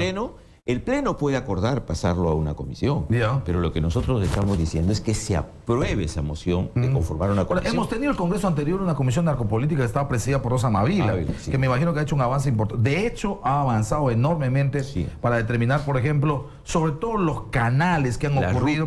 No solo con Congreso, sino con autoridades regionales. Hay una relación de autoridades regionales, autoridades locales, que por lo menos denuncias respecto del lavado de activos y vinculaciones con el narcotráfico han tenido en los últimos años en el Perú. Podría ser importante y útil las conclusiones. Por supuesto que sí, ahí están los antecedentes de esta comisión, que además el caso del congresista que alquilaba una casa de narcotraficantes, se activó. Hay que investigar esto. Ahora, esto yo creo, no sé si queriendo o sin querer ustedes, pero esto desde mi punto de vista es una relación directa con lo que pasa en el Callao. Y el Frente Amplio tiene un tema pendiente ahí que no sé qué pasa, por qué no se forma. Ustedes han pedido, ustedes han exigido, se ha aprobado. Exigido y se ha aprobado. Y lamentablemente entiendo que los grupos políticos no ponen a sus representantes en las comisiones de investigación del Callao. Así es. Porque en el Callao el problema central es narcotráfico. No hay otro problema, o sea, hay otros, probablemente hay algo de tráfico de terreno, hay algo de extorsión por el asunto de obras y los cupos que hay en todo el país. Pero el tema más importante, el 90% de la crisis del Callao es narcotráfico. Le tiemblan a las autoridades del Callao. Riesgo y todo eso, porque ahí hay sicariato y todas esas cosas. Sí, pues el sicariato que es parido por el narcotráfico principalmente. Por supuesto. Bueno, ahí el Frente Amplio ha puesto su integrante, que es la congresista Foronda, y hemos conversado con los grupos políticos para que pongan ¿Por qué se niega? ¿El fujimorismo por qué se niega? Habría que preguntarle a ellos, a nosotros nos preocupa, ¿no? ¿Por qué razón no se asume en el caso Callao una decisión firme de poner a su gente para investigar a fondo el tema Callao? Yo voy a estar en esa comisión también. Correcto. Bueno, muy bien. Vamos a ver qué pasa. ¿Esto entrará a debate cuándo? ¿Esta moción de orden del día? No, esperemos que en la próxima sesión del Pleno tiene que debatirse. ¿La próxima es que mañana, pasado mañana? La semana que viene. ¿Esta semana no hay pleno? Había pleno hoy, un ratito. Hoy había un pleno pequeñito, chiquito, para un plenito. un tema presupuestario. ¿Y por qué no tiene pleno hoy? ¿Porque está en semana de representación? No, porque está el tema de la cumbre. La cumbre, sí, están preparando para la cumbre. Bueno, la cumbre van a hablar de Maduro, ¿no? Y estoy seguro que no van a hablar bien de la Maduro. Necesitamos. Acá hay otra cumbre, ¿eh? Sí, o sea, la cumbre de los pueblos. La cumbre de los pueblos. Donde hay representación de Venezuela, hay representación de Cuba, hay representación de Bolivia, todos los que quieran venir, de todos los que quieran una América Latina diferente y libre. Muy bien, sin Maduro. ¿Ah? Sin Maduro seríamos más libres. Sin Trump seríamos mejor. Ah, no, por supuesto, sin ninguna duda. Y esa va a ser la cumbre. Sin Trump y sin Maduro. De hecho, va a ser más democrática. Sin Trump, espero que se les fue el papá. Correcto. Muy bien, sí, es verdad. Yo dije al mediodía que ningún adulón sale con bendición. Hemos hecho todo para que Trump venga y a la última hora Trump dice, no voy. Y les dejó plantados a todos los presidentes de América. Muchas gracias, que no tienen cara para hablar de corrupción. Correcto, muchas gracias. Hernando Ceballos, congresista del Frente Amplio en Exitosa. Nos vamos a la pausa. Venimos con el micro noticiero, por supuesto, con Stephanie. Tenemos más aquí en Exitosa, la radio del Perú. Perú, estamos a las 9 de la noche con 14 minutos. Gracias por continuar con Exitosa. Ya viene Exitosa Deportes Night con toda la información deportiva. No hay ninguna duda, la comida más sabrosa, la comida más variada del mundo es peruana. Por eso tu diario Exitosa todos los días te regala su colección Restaurantes y Guariques. Reclama gratis todos los días una receta de los platos más deliciosos de nuestro país. Diario Exitosa te informa con la verdad. A propósito de comida, Donald Trump se va a perder el ceviche. Estoy seguro van a servir en la cumbre. Bueno, sobre Trump, sobre Maduro que no viene y sobre los efectos de estas no llegadas, conversamos esta noche con el politólogo Manuel Bernales, que además es consultor en políticas y relaciones internacionales. Vamos a ver cuál es su opinión sobre este asunto de lo que justamente hemos conocido hoy, la decisión de la Casa Blanca de suspender la visita o la llegada de Donald Trump para este importante evento. ¿Cómo está? Qué gusto saludarle, señor Bernales. Buenas noches. Gusto. Buenas noches. ¿Puedo añadir algo? ¿Cómo no? Se van a perder un buen Juane también. También, ¿no? Sí, claro. Sí, seguro. Bueno, si yo fuera asesor de Trump, sí, dígame. Para responderte de esa manera, si yo fuera asesor de Trump le hubiera dicho, mire, presidente, después de todas las declaraciones que usted ha hecho sobre los países calificándolos de una manera coprolálica, para hablar de esa forma, usted va a tener algunas complicaciones allá. ¿Usted cree que puede competir en show con Raúl Castro? ¿Usted cree que podría competir en show con los otros presidentes? Mire, no le conviene, no vaya. Eso pienso yo que es una manera de leer esta cumbre, que es la octava. Y que es la octava de una serie que arrancó en 1994, pero no son las únicas cumbres que ha habido en este continente. En la del 67, en Punta del Este, estuvo el Che Guevara, estuvo Belaúnde, tuvo un éxito importante allá, aunque poco tiempo después Velasco le dio el golpe institucional con las Fuerzas Armadas. Entonces, esta cumbre además tiene otros asuntos de Estado muy complicados para los Estados Unidos. Por ejemplo, en América Central tiene ese problema del apoyo sistemático que ha dado al proceso de elecciones en Honduras, que por las últimas informaciones que yo tengo acá, Internet, continúa siendo rechazado por cerca de entre 6 y 7 personas de 10. De 10. Rechazan. Estamos hablando de un mínimo de 60% de rechazo a los resultados del proceso electoral en Honduras, que fue inmediatamente reconocido por Trump. Que avala a Estados Unidos. Que avala a Estados Unidos, pero no solamente Estados Unidos, hay que completar la cosa. También recibió en segundo lugar el reconocimiento del presidente de El Salvador. Pero se entiende porque ahí hay relaciones económicas importantes entre esos dos países. Siempre llama la atención esas incoherencias. Bueno, pues la verdad es que yo no sé si puedo venir a hablar de democracia y complicar el tema. Por eso es que Maduro tiene posibilidad de show. Por eso Maduro tiene posibilidad de decir, miren, o sea, miran la paja en el ojo ajeno, pero no miran en la viga de la suya, en fin. Porque claro, o sea, condeno a Maduro, pero también respaldo a Honduras. Me solidarizo con el pueblo, pobre pueblo venezolano, y sin embargo no me solidarizo con el pueblo pobre hondureño, ¿no? Problemas serios de Estados Unidos con México. No vamos a hacer la lista. Sí. Problemas serios con México. Aparte de con Cuba, porque están dando marcha atrás a un proceso. En todo el proceso de Obama. De todo el proceso de Obama, con el cual se inician, con Clinton en realidad se inician estos acercamientos. Tiene el problema con Nicaragua, tiene el problema con Venezuela, obviamente, pero también hay tensiones con Colombia.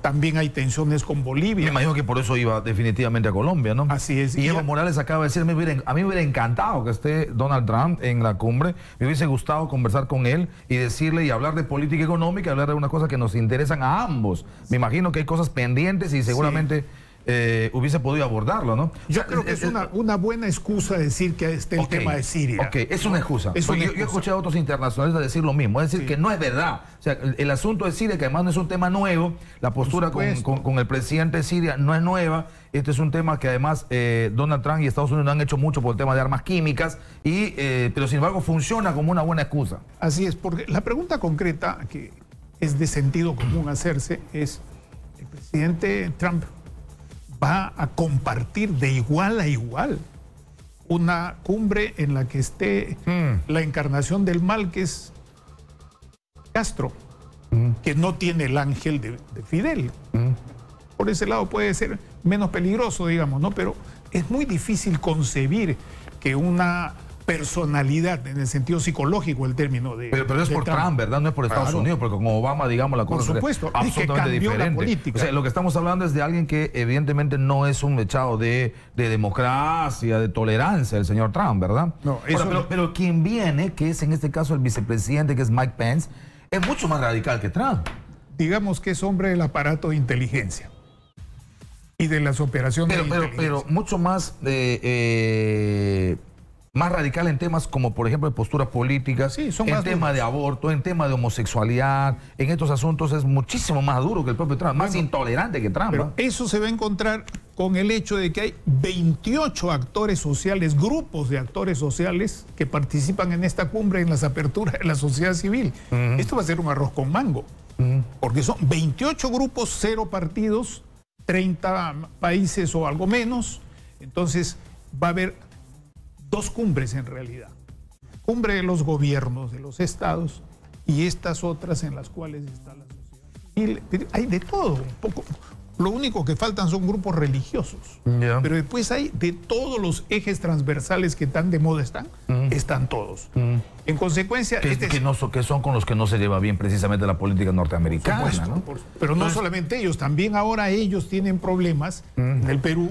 Tienen problemas en Ecuador, tienen problemas en Bolivia, tienen problemas en distintos sitios. Con ese análisis se justifica plenamente que Trump diga, este va a ser hostil para mí, no es mi mejor escenario, no es mi mejor lugar. Sinceramente, eso es lo que yo pienso. Puedo estar equivocado, por supuesto, pero me parece de sentido común. Ahora, en el fondo del asunto, eso desluce a la cumbre que no esté Trump, que definitivamente muchos países estarán interesados, por supuesto, en el asunto, por ejemplo, de cooperación bilateral, tendríamos que hacer 5 minutos, buscar la posibilidad, siempre es el mercado más interesante.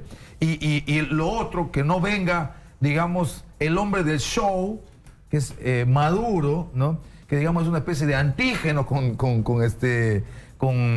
Trump. ¿Le desluce, le hace perder interés, atractivo para el mundo a esta cumbre? En el sentido práctico, sí.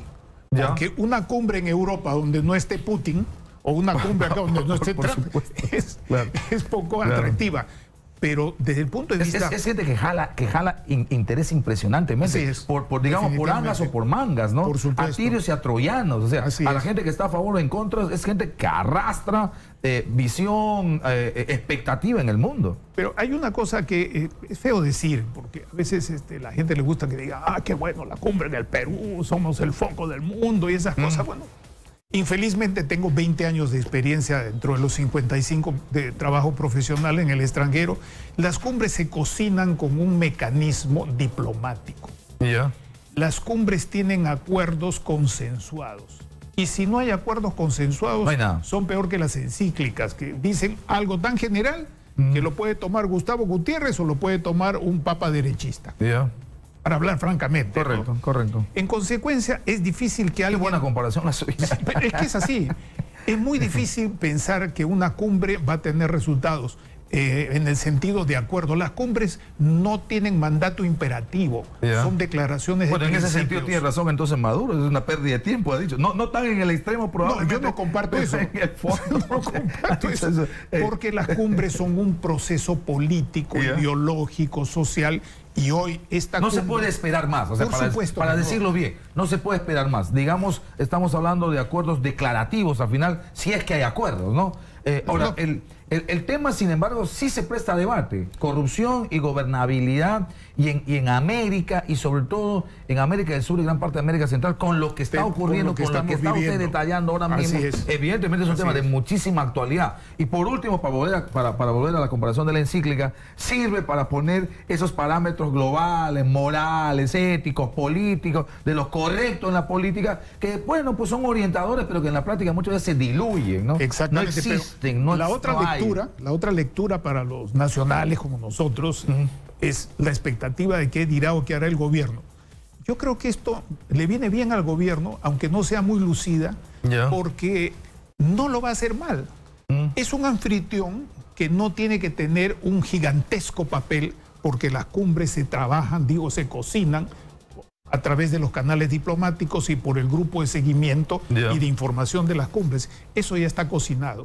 Entonces, ¿qué es lo que se esperaría del gobierno? Que yo esperaría del gobierno que tenga una presentación sincera, mesurada, sobria y que deje a la gente expresarse y que se recojan los distintos puntos de vista. Que se porte como el anfitrión que se espera. Así es, ¿no? Con la sobriedad que caracteriza al presidente y por las declaraciones que he visto de hace unos momentos del paisano César Villanueva también, ¿no?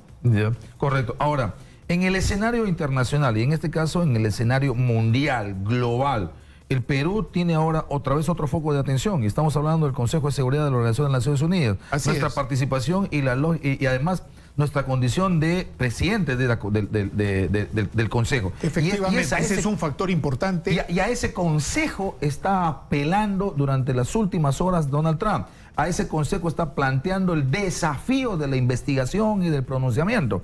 Entiendo que es un reto interesante para la diplomacia peruana, para la Cancillería peruana, para el gobierno peruano y para el Estado peruano. A ver, hay la posibilidad de que tengamos algún nivel de liderazgo, de independencia o de ser sobresalientes, o solo nos toca hacer furgón de cola de Donald Trump en este tema. Yo no sé si la palabra furgón de cola sea la más adecuada. Resulte muy diplomática. No es nada diplomático, por supuesto que no es nada diplomático. Pero yo diría que ahí también se esperaría una actuación moderato cantabile.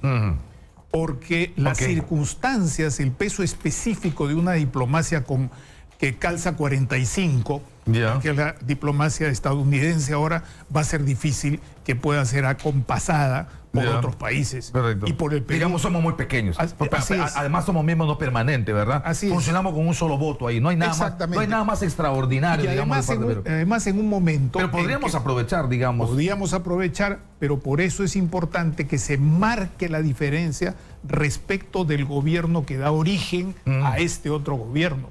Porque si la percepción es que es el mismo origen y que es el mismo gobierno, que es una variación complementaria o secundaria del gobierno de PPK, esto se proyecta en la vida internacional. La política internacional de un Estado, eso desde la época no digo de García Bedoya, sino de los fundadores del Estado peruano, esa política internacional es reflejo en gran parte de la política interna y cómo se filtran los retos internacionales. Correcto. Ahora, volviendo a la cumbre que se va a desarrollar aquí este fin de semana en Lima y en el Perú, los venezolanos están muy interesados, han venido una comisión muy grande, importante, están convocando una movilización y tienen una expectativa, no solo en Perú, sino por supuesto en Colombia y en otras partes donde están, en Chile, en otros continentes, en el propio Venezuela, de que esta cumbre aborde específicamente el tema Venezuela, emite un pronunciamiento y en el mejor de los casos una exigencia otra vez a Maduro para el tema del puente de ayuda humanitaria.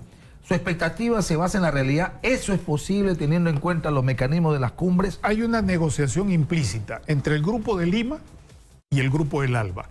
¿Qué resulte de ahí? Puede ser probablemente una declaración. ¿Cuántos están en el ALBA?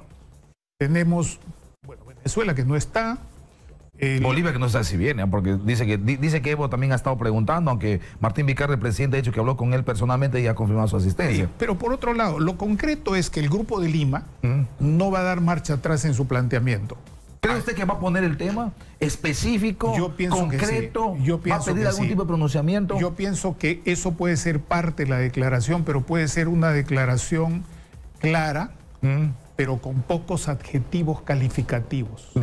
En la diplomacia uno puede, y en la política internacional en general, uno puede decir algo muy claro, sí, correcto, pero sin adverbios y sin adjetivos calificativos. El pronunciamiento del Grupo de Lima no ha estado mal, ¿no? El que hablaba precisamente de la postura hace poco tiempo con Cayetana Arjovín respecto al tema de Venezuela y respecto al tema de la cumbre, ¿no? Bueno, eso depende del punto de vista de quien lo mire. ¿A usted qué le pareció?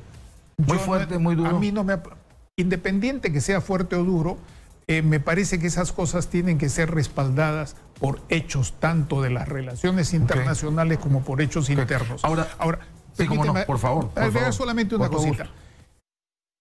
Para mí no es fácil hablar de una manera, digamos, fría y un tanto crítica, obviamente, sobre estos procesos de cumbres, porque tengo mucha relación y mucho cariño con los venezolanos. Una vieja amistad y viejas relaciones políticas con algunos ya fallecidos, han sido mis profesores. Caldera fue mi profesor en Derecho del Trabajo y Derecho Internacional y otros más. Entonces ahí siento una especial relación y además porque conozco de cerca cómo se construyó el chavismo y cuánto ha habido de farsa y de mentira en todo eso y cuáles son los mecanismos internos que hacen, para decirlo con un término jurídico, un régimen transpersonalista. Eso correcto. Ahí ahora, no puedo ser objetivo. Perfecto. Ahora, en la dinámica de la cumbre, la postura del Grupo de Lima ya sabemos, pero el Grupo de ALBA también puede emitir un pronunciamiento, o exigir un pronunciamiento, o exigir por lo menos algún punto de vista, y probablemente vaya a dirigirse al tema de este asunto de la sanción, de este asunto del bloqueo del que se habla permanentemente. Eso va a reiterarse. Eso se va a reiterar. Se va a reiterar, pero va a ser... De hecho, ¿va a ser un eje en la discusión? Yo pienso que va a estar presente, tanto como eje. Pueden haber otras cosas que salgan pronto, pero infelizmente no he tenido acceso a los documentos de borrador como para poder tener una respuesta cabal. Entonces no quiero improvisar en eso. Correcto. Pienso que sí va a estar presente, pero que va a ser como decidir, ¿queremos que estas cumbres continúen a pesar del hegemonismo estadounidense? Si queremos que estas continúen o no nos parece que hay que darle un puntillazo y hacerle un golpe muy duro, entonces se va a buscar un acuerdo consensuado, una declaración consensuada. Pero fuera de eso, termina la cumbre y lo que va a quedar con más fuerza es la declaración de los 28 grupos diferentes que están participando en la cumbre. Que representan a la sociedad civil. Que representan a esto que llamamos la sociedad civil, ¿no? Correcto. Y distintos intereses, muchos de ellos muy radicalmente contrapuestos. Pero el efecto inmediato, además, creo, no sé si estoy en lo cierto, va a ser que también menos gente venga, ¿no? Es probable. Porque no hay duda que el centro de la atención, evidentemente, es Trump. Siempre es Trump, ¿no? Yo me estaba acordando de una canción que dice todos menos tú. Correcto, muy bien. Muchas gracias, gusto saludarle. Hemos conversado con el politólogo Manuel Bernales Alvarado sobre esto de la cumbre, lo que se viene en estos días y los efectos de la negación a venir de Donald Trump y también, por supuesto, de Nicolás Maduro. Nos vamos a la pausa, venimos, tenemos más. Estamos en Exitosa, la radio y la televisión del Perú. Ahora, Perú, estamos a las 9 de la noche con 35 minutos. Por fin voy a tener la explicación. Oscar Paz sabe. Vamos a sacarle del Metropolitano. Un ratito, Oscar. Está viniendo, Oscar, para las 10 de la noche. ¿Ah? Para el programa de Exitosa Deportes Night. Pero un adelantito. ¿Qué pasó con el Barcelona? Hay velorio en todo Barcelona. Realmente están de duelo. Oscar Paz, colega de Exitosa Deportes, está en línea con nosotros. Y por supuesto le vamos a pedir la explicación. Oscar, ¿cómo estás? Buenas noches, bienvenido. ¿Qué tal? Saludos para todos los oyentes.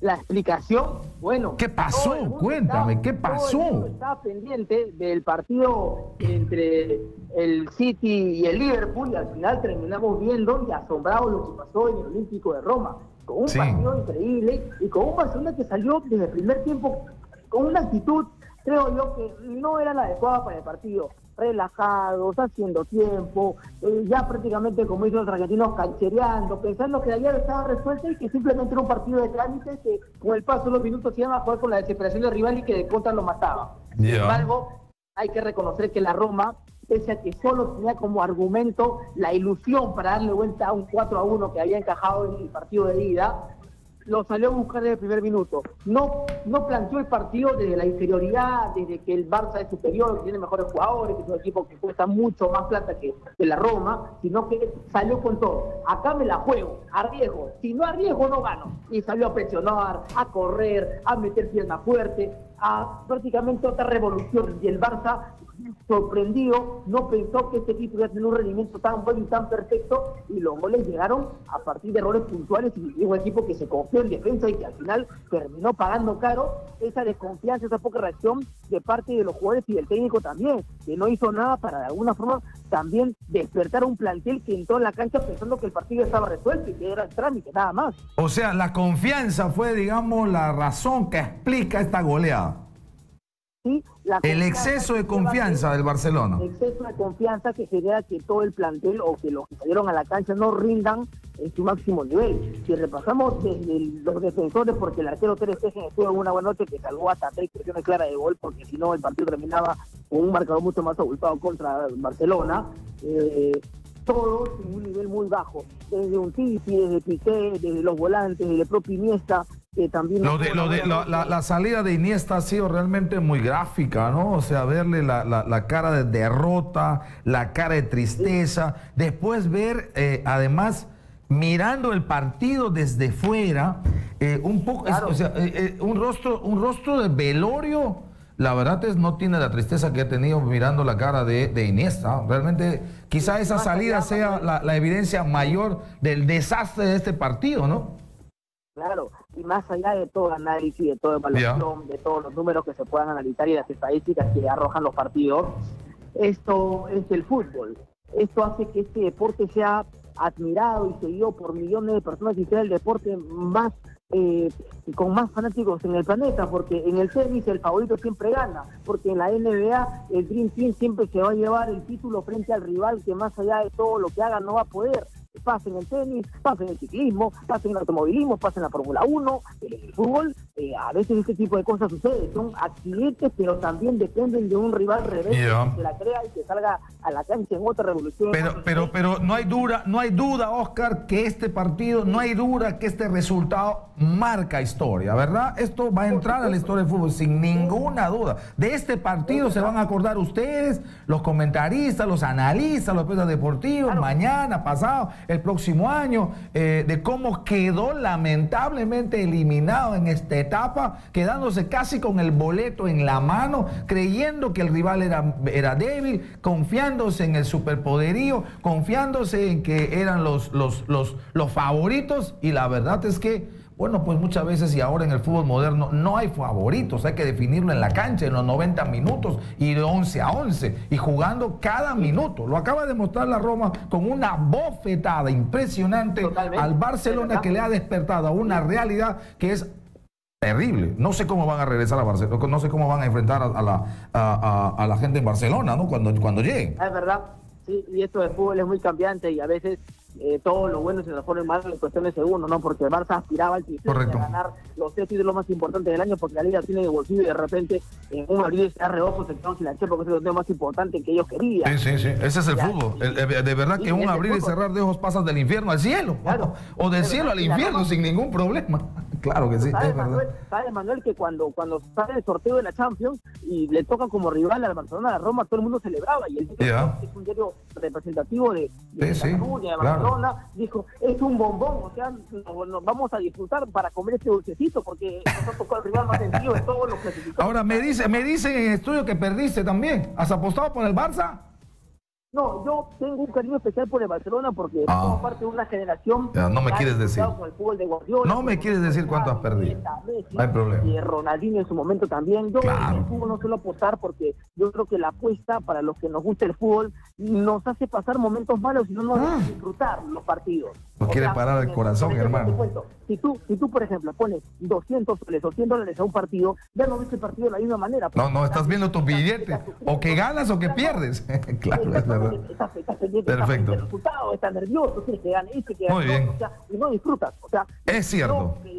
Tengo esa filosofía. Si fuera notario te diría, doy fe. No soy notario, digo que es verdad. Correcto, Oscar. Un adelanto de lo que va a ser el debate, la conversación, el tema central. Exitosa Deportes Night con Oscar Paz, con, como no, Carlos Alberto Navarro y todo el equipazo realmente de periodistas deportivos de Exitosa Radio. Un abrazo, Oscar, te esperamos.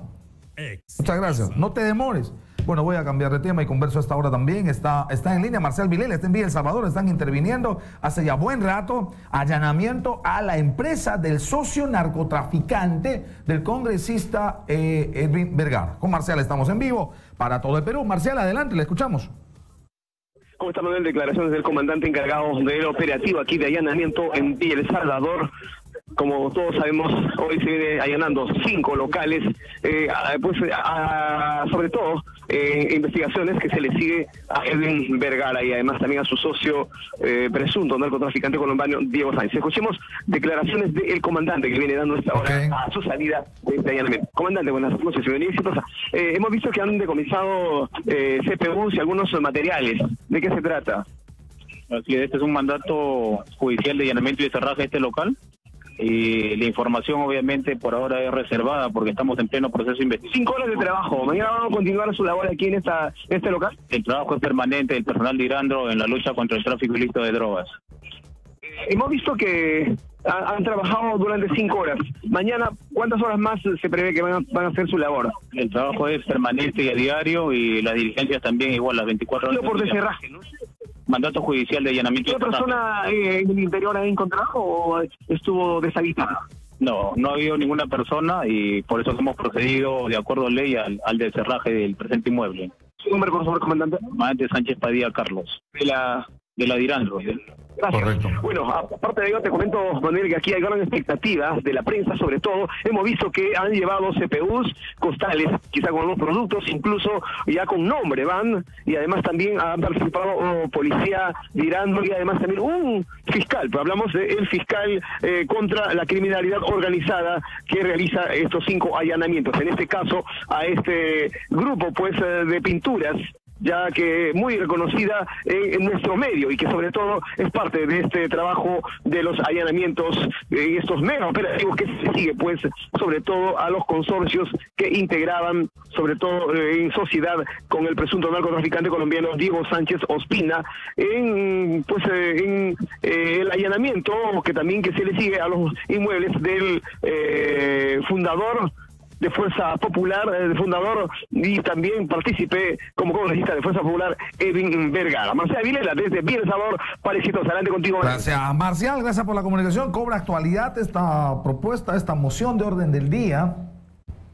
que han presentado la gente del Frente Amplio, Marco Arana y ahora Hernando Ceballos, constituir una comisión investigadora encargada de investigar los presuntos vínculos entre narcotráfico y congresistas de la República por un plazo de 180 días.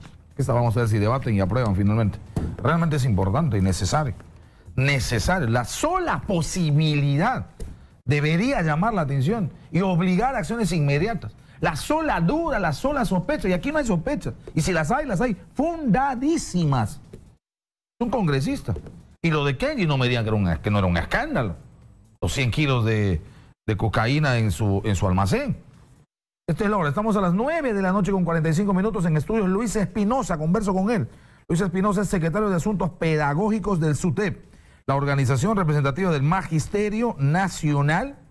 se ha reunido con el ministro de Educación, Daniel Alfaro. Han estado también en la Comisión de Educación del Congreso de la República. Qué gusto saludarle, señora Espinosa.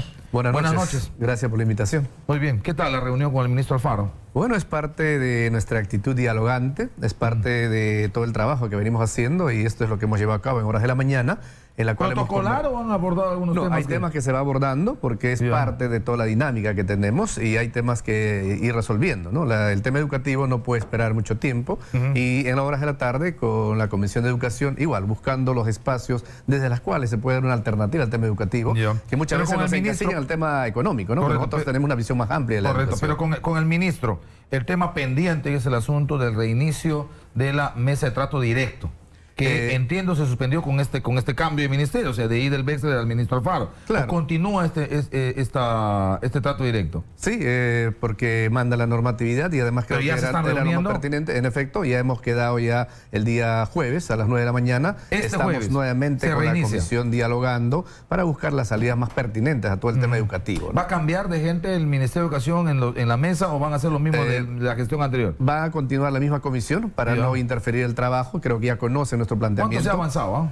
Bueno, hemos avanzado, creo yo, entre un 30-40% de algunos temas, básicamente en la defensa de la escuela pública, en el tema de la defensa de la integridad misma de los estudiantes, porque condenamos todo acto que dañe la integridad física y emocional de nuestros estudiantes. Hemos avanzado el tema, por ejemplo, del nombramiento anual que debe haber para docentes, que nos va a ayudar a no tener tantos maestros contratados, porque el maestro contratado... ¿Coincide con eso el ministro? Bueno, sí, y nosotros hemos planteado, no solamente se debe dar una cantidad de 10, 15 mil nombramientos al año, sino coberturar toda la brecha, que hay más o menos 70 mil maestros que deben ser nombrados en las plazas orgánicas y hay que trabajar por ello. El tema presupuestal es lo que determina muchos aspectos, ¿no? Y ahí hemos sido bastante claros nosotros. Planteamos que no debe haber maestros contratados habiendo plazas orgánicas. Y estas plazas hay que coberturarlo. No estamos tan de acuerdo en la forma como se da, pero hay que generar todo el espacio necesario para que en marzo, por ejemplo, no hayan alumnos que no tengan clases. Cada año se repita la historia. Alumnos en aula y profesores que no existen. Se cobertura recién en abril, algunos inclusive en mayo, ¿no? Eso tiene que terminar si queremos trabajar ha habido por una buena voces educación. críticas a ese tema de los concursos anuales. Y las voces críticas dicen más o menos lo siguiente. Que hacerlo año a año y hacer en plazas o en cantidades bastante grandes puede debilitar el asunto de las exigencias, de los estándares de exigencia, cuando la lógica para este sector es que no ingrese cantidad, sino calidad, que los que ingresen efectivamente puedan estar en un estándar básico, se supone, de meritocracia, de la mejor capacitación en el aspecto educativo, en el aspecto pedagógico, en el aspecto formativo. Básicamente es un proceso de formación inicial, es decir, ¿dónde nos formamos los profesores? Esa formación inicial debe asumir el Estado y no lo asume. Entonces hoy tenemos, por ejemplo, institutos públicos donde la valla para ingresar es 14 y hay universidades particulares donde no hay ninguna valla. Lo segundo es el proceso de formación continua al docente, en la cual hay que capacitar de manera universal a todos los docentes. Hay que capacitar al profesor de matemática y hay que capacitar también al profesor de arte, de religión. Ahora el ministerio solo está capacitando, por ejemplo, matemática, comunicación, ciencia, historia. Pero solo ellos son los docentes, no. El tema, ¿por qué queremos que se nombre todos? Ahora hay la famosa evaluación de desempeño docente. Es decir, el maestro que ya está en aula es evaluado. Y esa evaluación le va a permitir justamente salvar ese vacío de la calidad del docente. Queremos buenos docentes para que hayan buenos estudiantes y a la vez un aprendizaje pertinente. Eso implica también está bien, ese razonamiento está bien, pero eso no puede relajar, digamos, el asunto de que el acceso tenga algún tipo de estándar. O sea, el acceso tiene que tener estándares. Correcto. Por eso hay una prueba nacional. Eso es bueno que quede claro desde la postura del sindicato. Vuelvo a insistir, porque hay voces que creen que la idea de que se haga concursos para nombramiento por año, cada año, y la mayor cantidad por año, signifique un relajamiento de los estándares y que el sindicato favorece ese relajamiento. Por eso es que es bueno que el deslinde sea claro. Somos muy claros. La calidad de que ingresen los mejores maestros tiene que persistir. Hay una prueba nacional única, hay una segunda etapa en que el docente hace su clase modelo. Esos son los espacios en los cuales se genera la calidad. Es decir, que ingresen los mejores maestros. Pero cuando ya ingresó el maestro, también tiene que haber un programa de la capacitación permanente. Correcto. La capacitación, la evaluación y una buena selección te va a permitir tener los mejores maestros. Es decir, que el asunto de la meritocracia, de la calidad y el estándar del docente no solo sea visto en la forma como ingresa, sino lo que le entiende. Y me parece bien porque nos abre una visión global. Lo que hay que mirar primero son los centros de formación. Definitivamente. O sea, no puedes agarrar y ponerte un estándar y decir, meterte una valla cuando te estás olvidando de la primera. O sea, el primer peldaño de esta escalera se llama universidades y centros pedagógicos. Ahí hay que poner toda la atención. ¿Cómo formamos? Y el dato que ¿Con qué paradigmas? El dato que me acaba de dar me parece realmente fuerte, discriminatorio. O sea, en los institutos superiores pedagógicos públicos se pone una valla y se dice, o sea, en los lugares donde el Estado forma, que es donde podría ir muchísima más gente, en donde además debería ir mucha más gente, que además tiene ya de por sí la deficiencia de educación básica regular, también del Estado, ¿ok? Y a esa gente tú le pones 14, ¿ok? Así es. Por lo tanto le pones una valla fuerte. Pero a los centros de formación privada no le pones ninguna valla. O sea, yo me presento, o sea, ingreso, no tengo ningún requerimiento. El que puede pagar su plata, no importa que entre, aunque sea con 11... y es por eso hay que atacar en la raíz básica. Ya. ¿Qué tipo de esos datos son importantes para el momento de hacer la evaluación de la realidad docente? Por eso que le decimos, ¿no? Nosotros del sindicato tenemos una actitud dialogante, planteamos alternativas y vemos el fenómeno educativo en su conjunto. Claro. Porque el fenómeno educativo no solo es el maestro. Por eso no conviene hablar con los sindicatos, pues, porque la verdad que los sindicatos no están viendo el asunto solo desde el punto de vista cuánto plata hay, cuánto sino que están viendo el tema de la integralidad. Y ahí es cuando se vuelven locos los ministros y dicen, me vas a volver loco, señor Espinosa, porque... Pero claro, ¿cómo resolvemos el tema cuando lo que tú quieres ver es solo el cuadradito de cómo entran los maestros y no quieres ver... Esa es una percepción errada que tienen. Y lo venimos demostrando a lo largo del tiempo. Hay un tema que necesariamente nosotros como sindicato velamos por la integridad de nuestros agremiados, que tengan un bienestar nuestros agremiados. Pero un agremiado que tiene bienestar también tiene que tener las condiciones básicas que el Estado mismo le genere. Correcto. Y por lo tanto, la calidad educativa va acompañado de una buena formación de docente y el acompañamiento permanente que hay que tener para que estos docentes, sean en la cotidianidad que tienen en el aula diario, también tengan pues, por eso, desde el Estado formación académica preprofesional. Segundo, un tema de evaluación de ingreso para el tema de nombramiento. Tercero, el asunto de la evaluación de desempeño. Así es. Y durante el tema de la evaluación de desempeño, una capacitación que en la práctica debería ser una actualización constante. Y lógicamente, si esos conceptos se cumplen, la exigencia al docente es definitivamente necesaria, porque cumpliste tu responsabilidad como Estado. Hay un primer factor. Y esto es lo que se viene demostrando el Magisterio Nacional. Primero hay ahora una autoexigencia. El maestro se está actualizando permanentemente, pero con su propio recurso, en horas que implican abandonar la familia, abandonar la casa inclusive. Pero el Estado no está asumiendo esa responsabilidad. Entonces el Estado tiene que asumir la responsabilidad, reitero, desde la formación inicial, la formación continua y también garantizar todo lo que implica, por ejemplo, medios y materiales. Se habla mucho del tema de Moquegua, por ejemplo. En Moquegua tiene ese estándar de haber salido bien en ese, pero también cómo están las escuelas ahí, cómo está el docente. Entonces, si eso queremos replicar a nivel nacional, Moquegua es un universo muy pequeño y además no solo y además el destino del recurso en Moquegua va a ser imposible. Poner 30% del ingreso para el tema de educación va a ser relevante. Aquí no podemos poner ni 4.5%. A eso hay que añadirle, decía, el tema, por ejemplo, del currículo nacional. Hoy día al ministro le decía, el currículo nacional tiene que tener una opinión de los maestros. ¿Por qué los maestros? Porque somos nosotros los que llevamos a las aulas ese currículo. Entonces, un currículo que lo elaboran otros, que son tecnócratas, no están en aula, entonces el profesor no es partícipe. El profesor tiene que ser partícipe de ese proceso, construir un currículo pertinente de equidad e igualdad, que hayan cambios. Por ejemplo, en educación inicial, ¿por qué no hay inglés? En educación inicial, ¿por qué no hay tecnología? ¿Por qué en educación inicial no se enseña investigación desde el currículo? O lo que podemos ver, la formación de los estudiantes no solo es matemática y comunicación. ¿Por qué no se forma en arte, en música, en deporte? La evaluación la evaluación PISA, por ejemplo, ¿qué mide? Comunicación y matemática.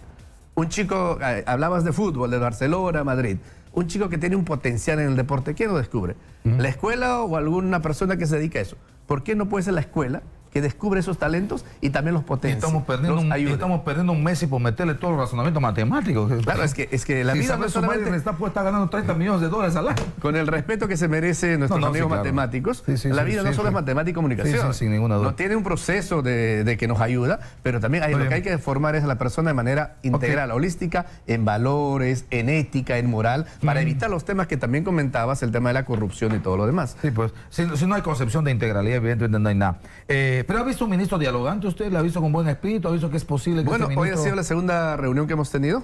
Tuvimos una primera reunión el día miércoles. Esta ha sido la segunda reunión. Hay una capacidad de diálogo. Esa capacidad de diálogo tiene que, al final, verse en el momento que firmemos las actas, en la cual estén ya los acuerdos pertinentes. Hemos avanzado en algunos temas, como decía el tema de nombramiento, el incremento salarial para auxiliares y otros puntos más. Pero nuestro pliego es mucho más amplio y esperamos seguir discutiendo y la respuesta sea positiva. Ahora hay un problema que no les va a gustar. ¿Va a hablar este ministro con el SUTER? Bueno, el ministro puede conversar con quien quiera. El problema es de que el pliego de reclamos, la plataforma de lucha y la resolución de los problemas de la educación lo va a tratar con nosotros como SUTEP. Porque eso dicen ustedes, no creo que diga el ministro. También el ministro. Eso es el ministro. Porque ¿y entonces de qué va a hablar con los SUTEP? ¿SUTEP trae su plataforma también? Es que ellos no tienen plataforma presentada. No tienen. No, ¿Qué tienen? Ellos tienen ganas, entusiasmo seguramente, pero el que tiene la plataforma presentada es el SUTEP. Cuando usted invita a alguno de ellos, dígale, a ver, presénteme su plataforma, su pliego de reclamo. ¿Quién le recibió y cuál es la respuesta que le dan? Es que el ministerio no puede recibir un pliego de reclamos que no sea del SUTEP. No porque nosotros lo digamos, sino la normatividad del país y las normas internacionales así lo plantean. Sino que los otros señores que por ahí utilizan más allá pues de la normativa, ellos dicen, sí, pues la norma es así, aunque apelan a una decisión del Tribunal Constitucional. Ahí lo que usted tiene que entender, y dicen, bueno, pues ellos podrán tener la representación en el papel, pero la representación en la práctica la tenemos nosotros, lo hemos confirmado en el último paro, huelga que hemos tenido el año pasado. Usted ha sido testigo del último paro que han hecho estos días atrás. Sí, a media caña. Yo diría menos de media caña, sin ser mezquino. No, media caña. Esa es la realidad. No tan bajo tampoco, a media caña. ¿Por qué? Porque justamente el magisterio se da cuenta, se reúne con el ministro que dice, hemos llegado a un acuerdo de que no nos van a descontar por el paro. El ministro dice, no hemos llegado a ese acuerdo. Hemos llegado con el ministro a que somos reconocidos hoy día como FENASUTEP. El ministro dice, yo no reconozco gremios. Lo que va a reconocer gremios es el Ministerio de Trabajo. Eso es verdad. Eso es verdad. Entonces, estos señores, el magisterio lo que se viene dando cuenta es de que hay algunos señores que quieren llamarse dirigentes, lo que hacen es mentir. Y la mentira tiene patas cortas. Y eso es lo que estamos viendo en el transcurrido de me gana el tiempo. En un minuto, señor Espinosa, le agradezco mucho por estar con nosotros. A usted. Resumen de lo que ha sido la reunión con la Comisión de Educación. Bueno, igual, nuestra actitud dialogante hace de que nos reunamos con congresistas de diferentes tiendas, bancadas. Hoy ha sido con la Comisión de Educación, en la cual igual le hemos dado a conocer nuestro pliego de reclamos y hay temas que tienen que resolver desde el Congreso de la República. Por ejemplo, modificatoria de algunas normas, modificatoria de la ley misma de reforma magisterial, como el tema de los nombramientos que tiene que partir desde ahí. Entonces, hay una predisposición desde la Comisión de Educación y esperemos que ellos también sigan manejando ese criterio y en conjunto, el gremio de los maestros, que es el SUTEP, el Congreso de la República, el Ministerio de Educación y el Gobierno, podamos hacer toda una alianza y seguir batallando para que la educación en el país nos miren con otros ojos y nos podamos convertir en una de las educaciones más importantes que tenga América Latina. Luis Espinosa, secretario de Asuntos Pedagógicos de SUTEP. Gusto de saludarle, que le va a usted. Muchas gracias y que el diálogo continúe y ojalá tenga resultados. Atención, no hay ninguna duda, la comida más sabrosa, la comida más variada del mundo es peruana. Por eso tu diario Exitosa todos los días te regala su coleccionable Restaurantes y Guariques. Reclama gratis todos los días una receta de los platos más deliciosos de nuestro país. Diario Exitosa te informa con la verdad. Me voy. Viene Exitosa Deportes Night. Toda la información deportiva conmigo hasta mañana. Tengan gran noche.